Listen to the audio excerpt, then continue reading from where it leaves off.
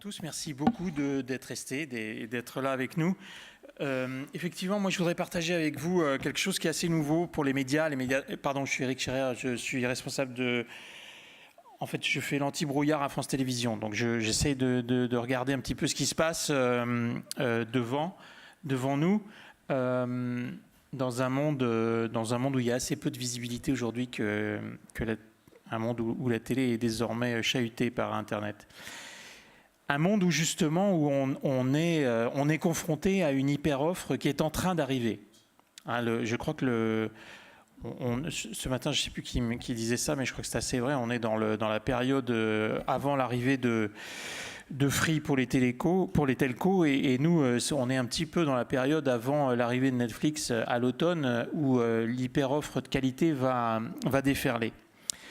Pourquoi je vous parle de ça ? Parce que pour le monde de la vidéo, de la télévision aujourd'hui, il faut commencer sérieusement, très très sérieusement, à penser, à réfléchir, à regarder, à tester, à utiliser les algorithmes.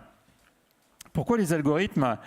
Parce qu'en fait, dans la télé, comme dans la presse, comme dans la musique ou le cinéma, demain, il y a 3 énormes disruptions qui agissent en même temps, que vous connaissez bien, qui sont la disruption en matière de production de contenu télévision ou vidéo, en matière de distribution, évidemment, et en matière de consommation, c'est-à-dire la possibilité désormais de pouvoir consommer, de regarder ces contenus de télévision qui sont sortis du téléviseur sur d'autres terminaux avec de nouveaux types d'expériences enrichies. Alors, qu'est-ce que ça veut dire ?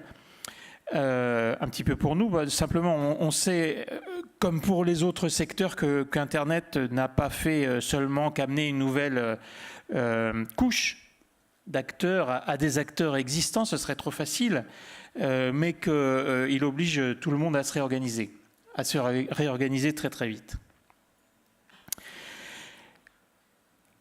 Je vous le disais, la caractéristique, encore une fois, toujours valable avant nous pour la presse ou la musique, c'est que nous sommes déjà confrontés à une abondance de contenu. J'allais dire une surabondance, mais je crois que c'est la vérité. C'est-à-dire qu'on est désormais face à une hyper-offre de vidéos, de chaînes qui arrivent.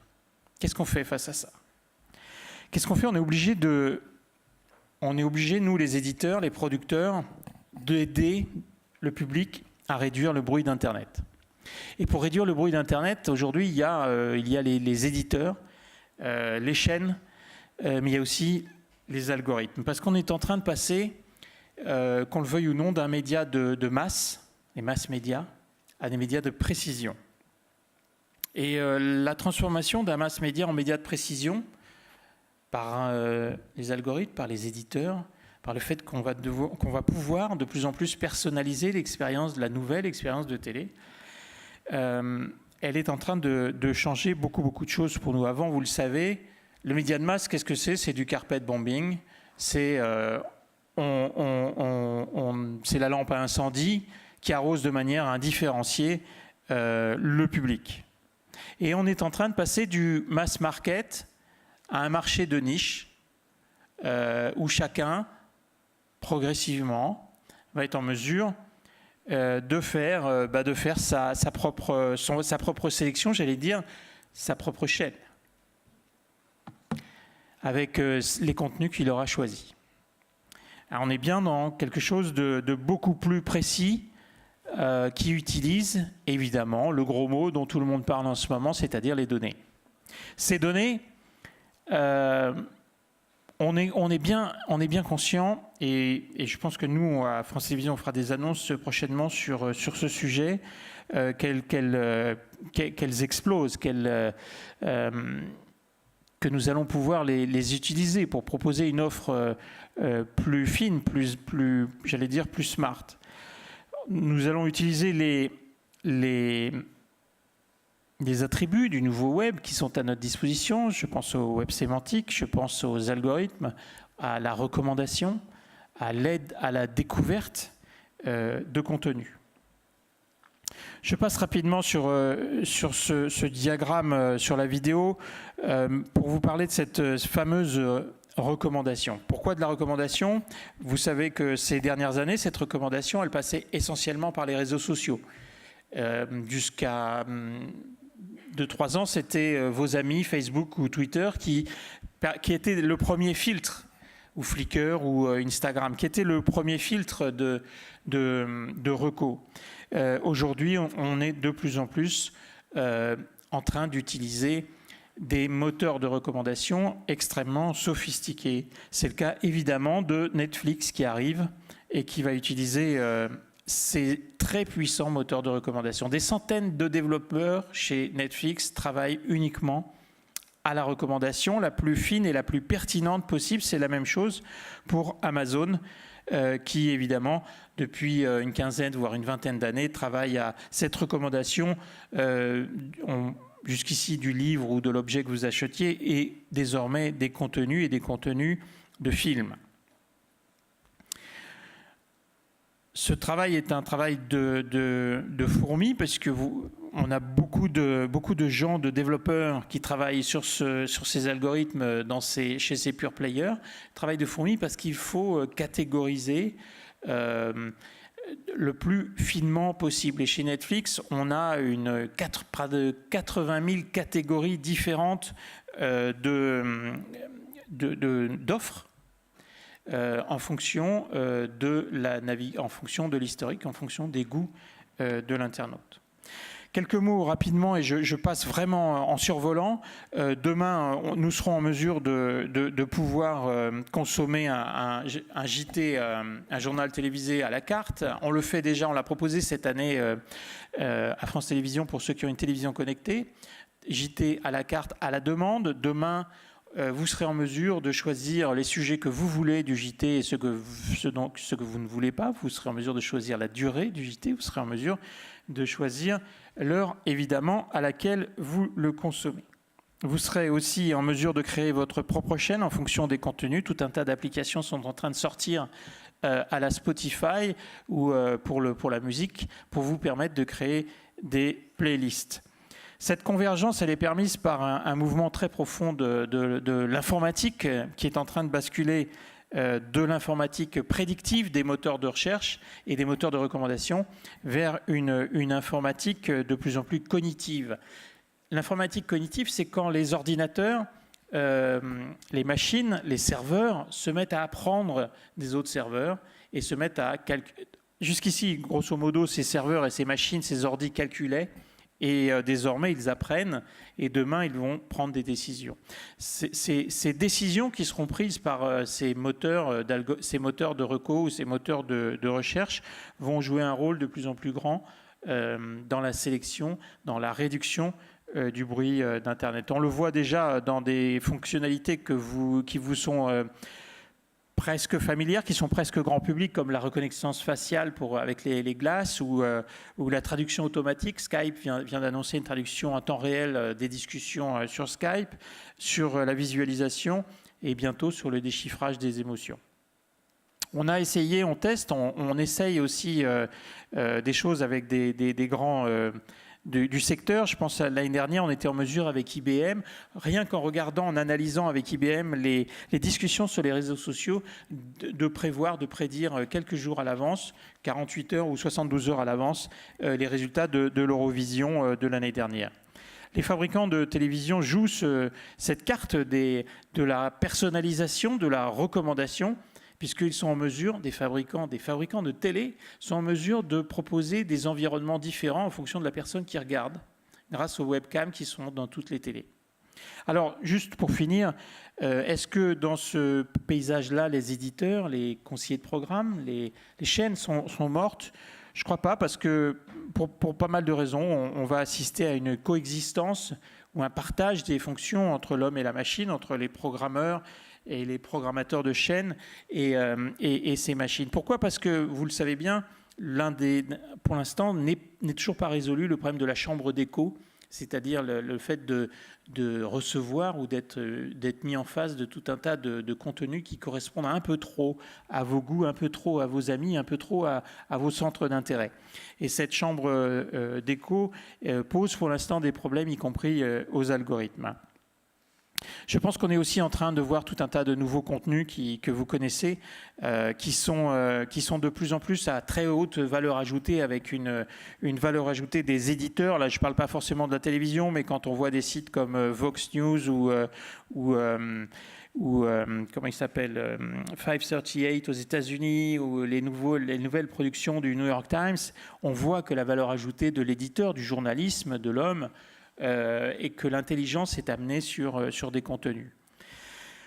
On voit aussi que les formats changent très rapidement et se renouvellent tout en utilisant les nouveaux outils. La BBC n'hésite pas à faire aujourd'hui, en tout cas à tester des formats de contenu très très courts en quelques secondes pour s'adapter au format Vine ou Instagram. Je pense pour finir qu'il y a deux stratégies qui se complètent, qui sont vraiment pour l'instant en coexistence et qui vont vivre pendant un sacré moment ensemble, celle des éditeurs qui ont leur expertise éditoriale et de programmation pour proposer des contenus dans une logique d'offre, et celle des pure players qui sont plus dans une logique de la demande grâce à l'analyse fine des données. Ça sera pour Netflix la reco, pour Amazon aussi la reco, pour Apple plutôt la découverte, pour Google TV et Android TV qui est en train d'arriver, ce sera le search. Et pour les autres, plutôt des recommandations de type social, en attendant évidemment le mariage de l'éditeur et de la machine. Mais qui dit utilisation des données, qui dit utilisation des algorithmes, dit aussi mauvaise, ou probable, ou possible utilisation ou de manière malveillante ou de manière dangereuse de ces données.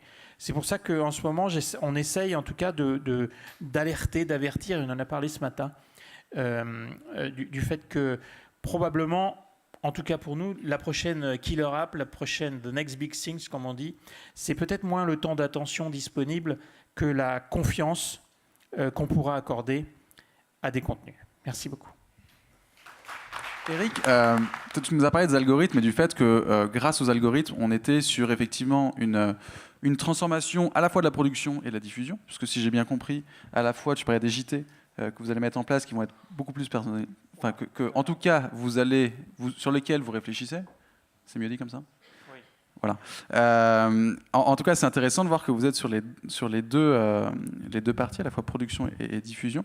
Toi, quand tu as travaillé sur cette problématique des algorithmes, qu'est-ce que tu as découvert, ou est-ce que tu t'es dit, en fait, il y a une marge de progression que l'on a grâce aux algorithmes, aux big data, qui sont absolument énormes, ou est-ce que tu t'es dit, à l'inverse, en fait, on utilise déjà un peu, mais on ne se pose peut-être pas les bonnes questions sur ces algorithmes? Les deux choses sont vraies. D'abord, je te corrige très vite. Là, on est dans la prospective. On n'est pas en train de... Il y aura des nouveaux JT probablement à la rentrée sur France Télévisions. On ne sera pas encore en mesure de les découper comme je vous l'ai montré ou comme j'ai essayé de le dessiner. D'ailleurs, quand on a montré ça à David Pujadas, il n'était pas super content. Mais... on est au tout début de cette aventure des données et on n'est pas du tout équipé encore aujourd'hui pour les utiliser, pour les exploiter, pour s'en servir de manière un peu intelligente, à la fois de manière éditoriale et de manière, j'allais dire, marketing, pour proposer des offres qui correspondent davantage aux demandes du public. En revanche, et c'est pour ça qu'on met en avant la confiance, ce qu'on va essayer de faire, c'est de mener d'essayer d'avoir une politique sur les données qu'on appelle chez nous data friendly en bon français, c'est-à-dire de dire aux télénautes ce qu'on va faire avec ces données, avec qui on va les partager, qui va les utiliser, combien de temps elles seront stockées, où est-ce qu'elles seront stockées. On va donner des outils aux télénautes pour éventuellement se protéger davantage sa vie privée. Je crois qu'il faut qu'on puisse permettre, dans un moment où il y a une défiance qui est en train de croître à l'égard des géants du web, comme à l'égard des autorités, on peut, en tant que média de service public, essayer d'étendre cette notion de confiance avec notre public. Et c'est ce qu'on va essayer de faire dans les prochaines semaines. Toujours pas? Si, une question au fond.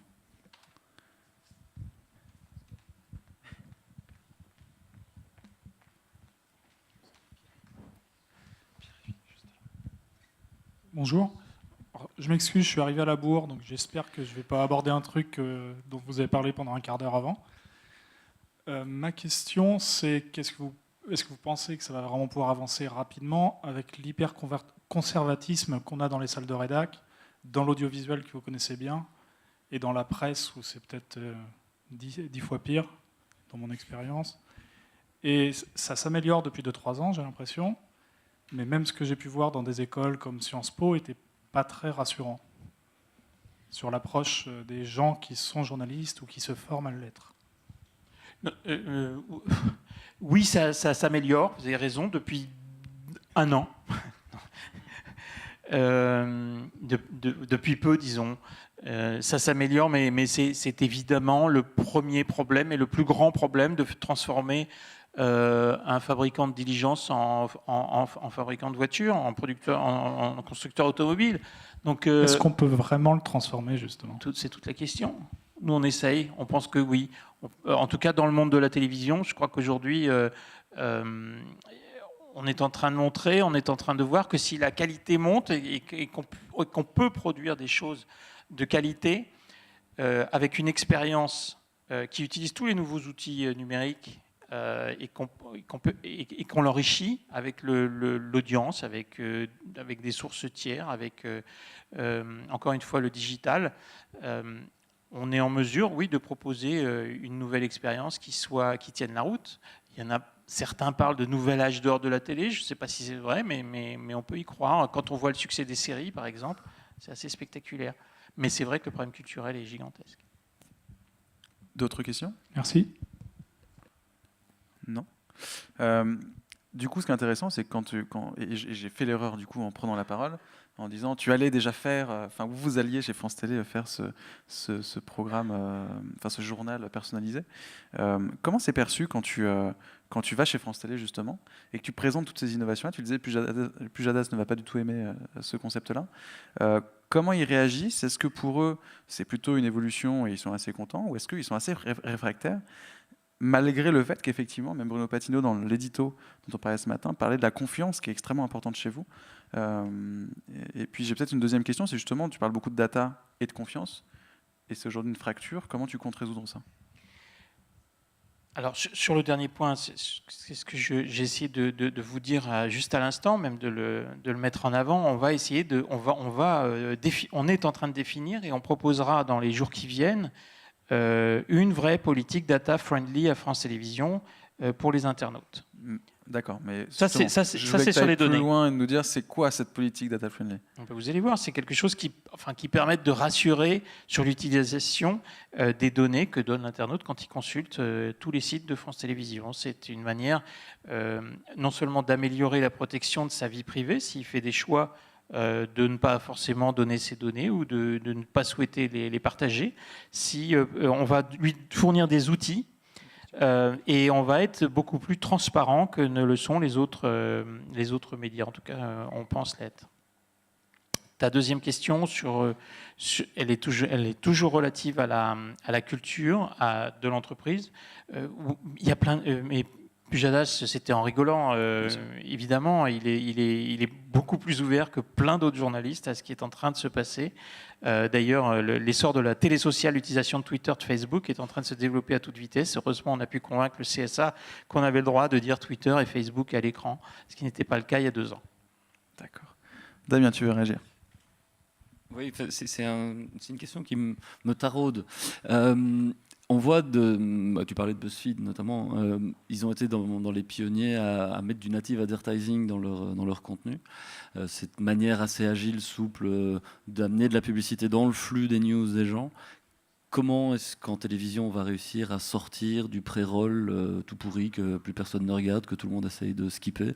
Est-ce que c'est possible d'amener de la publicité de manière maligne entre les différentes séquences du JT sur lesquelles on va pouvoir construire son flux ou pas, ou comment est-ce qu'on voit ça? J'espère, on travaille à ça. On a fait une première cette semaine d'expérience de pub enrichie avec une petite boîte qui s'appelle Click-On qui permettait d'avoir, avec une télé connectée encore une fois, il faut vraiment qu'il y ait une relation Internet, et qui permettait aux téléspectateurs d'avoir une relation directe avec l'annonceur sur son deuxième écran ou sur un autre, en l'occurrence la caisse d'épargne.